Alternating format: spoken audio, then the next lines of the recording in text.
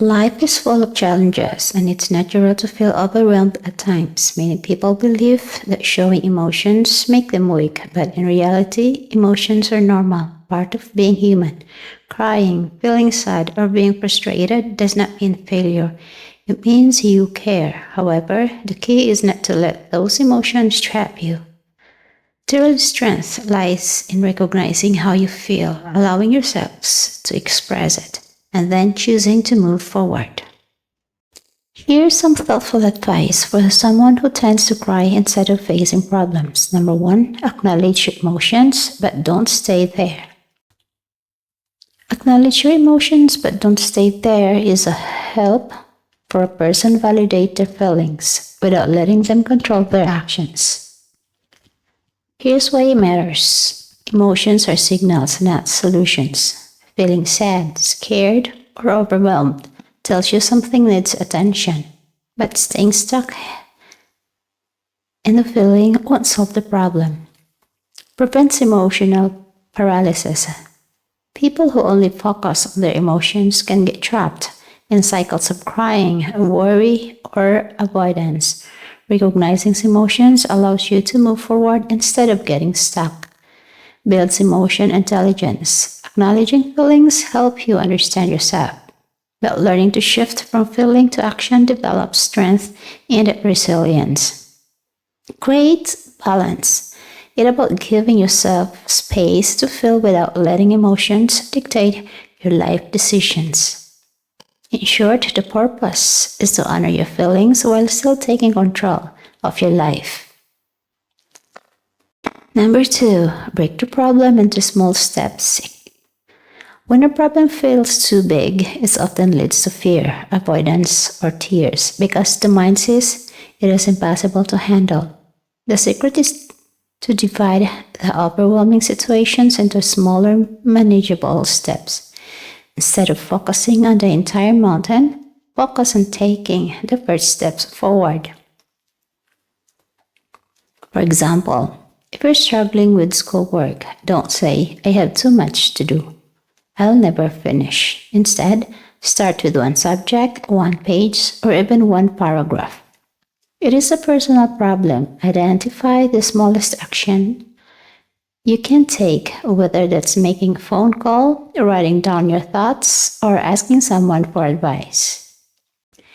Each small step builds momentum and confidence. Over time, those little actions add up, and what once seemed impossible becomes achievable. Remember, progress doesn't come from giant leaps. It comes from steady, small steps taken constantly.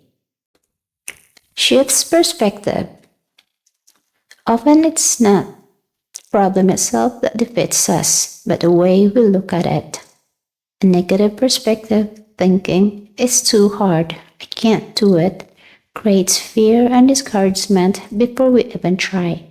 By shifting perspective, you train your mind to see challenges as opportunities to grow instead of threats to avoid. For example, instead of saying, I always fail, try, this is a chance to learn something new. Instead of, I can't handle this, say, I'll handle what I can today, and tomorrow I'll handle more. The small changes in thinking can make a huge difference in motivation and courage. Shifting perspective doesn't erase the difficulty of the problem, but it changes the attitudes.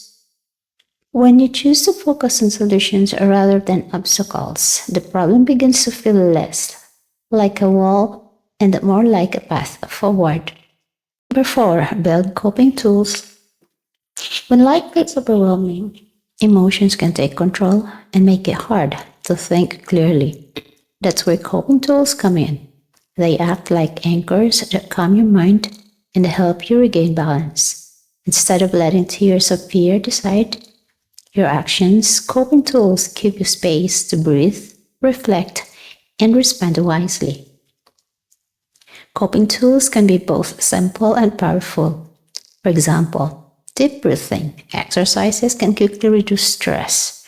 Writing in a journal helps release bottled up emotions and organizes your thoughts. Talking to a trusted friend, mentor, or family member can lighten the burden and offer new perspectives. Even with healthy discussions, like listening to calming music, taking a walk, or practicing prayer, can reset your mind so you can face the challenges with fresh energy. The goal of building coping tools isn't to escape problems, it's to give yourself strength to face them. When you practice these habits regularly, they become part of your inner toolkit, making you more resilient every time life tests you. Here's a list of 5 practical coping tools someone can start practicing right away. Number 1. Deep breathing exercise. Slowly inhale through your nose for 4 seconds, hold for 4 seconds, and exhale through your mouth for 6 to 8 seconds. This calms the body and clears the mind. Journaling. Write down your thoughts and feelings instead of bottling them up. Journaling helps release stress and gives clarity about the problem. Physical activity. Go for a walk, stretch, or do light exercise. Movement releases build-up tensions and improves mood. Talking to someone you trust. Share what's on your mind with a friend, family member, or mentor. Sometimes simply being heard makes problems feel lighter. Mindful breaks. Step away from the situation for a few minutes. Listen to calming music, pray, or meditate to regain focus before returning to the problem. Number 5. Practice facing discomfort. Growth doesn't happen inside your comfort zone. It happens when you dare to face discomfort. Many people avoid problems because they fear pain, rejection, or failure. But the more you run from discomfort, the weaker you feel. By practicing small steps or courage, you slow train yourself to handle bigger challenges. For example, if speaking in public scares you, start by sharing your thoughts in a small group of friends. If you're afraid of tackling a hard task, commit to working on it for just 10 minutes. Over time, those little acts, bravery add up and build resilience. Discomfort is not your enemy, it's teacher. Each time you face it, you prove to yourself that you're stronger than you thought. The moment you stop avoiding and start confronting, you begin to gain confidence, self-control, and inner strength. Seek guidance or support. No one is meant to carry all of life's problems alone. Trying to face every challenge without help can make you feel weak, lost, or overwhelmed. Seeking guidance or support is not a sign of failure, it's a sign of wisdom. It shows that you are willing to learn, grow, and accept strength from others when your own feels limited. Support can come in many forms. It might be talking to a trusted friend or family member who listens without judgment. It could be reaching out to a mentor, teacher, or counselor who has experience and can offer practical advice. Sometimes it's about joining a support group or community where people share similar struggles, reminding you that you're not alone. The truth is, others may see solutions or opportunities that can't see the middle of your emotions. Their encouragement can give you the courage to keep going, and their wisdom can help you find a clearer path forward. Asking for support doesn't make you dependent, it makes you stronger and more equipped to face a problem with confidence. 7. Celebrate small wins. When facing big challenges, it's easy to feel discouraged because progress seems slow. That's why celebrating small wins is so important. Every little step forward, no matter how small, is proof that you are moving in the right direction. Recognizing these moments builds confidence and keeps your motivation alive. For example, if you struggle with studying, celebrate finishing one chapter instead of waiting until the whole book is done.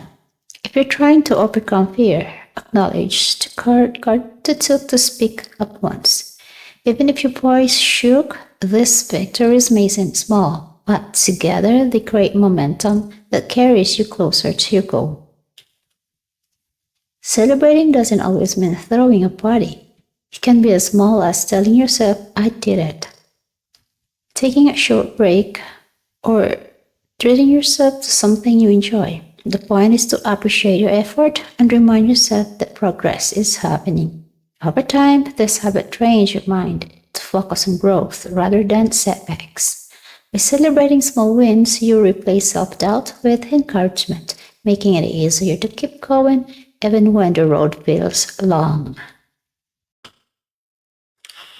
Conclusion: crying in the face of problem doesn't make someone weak. It simply shows that they are human and feeling deeply. But true strength comes from moving beyond those tears and choosing to act. By acknowledging emotions without getting stuck in them, breaking problems into small steps, shifting perspective, building coping tools, practicing discomfort, seeking support, and celebrating small wins, anyone can grow stronger and more resilient. Life will always bring challenges, but with the right mindset and habits, every challenge can become a stepping stone towards courage, confidence, and personal growth.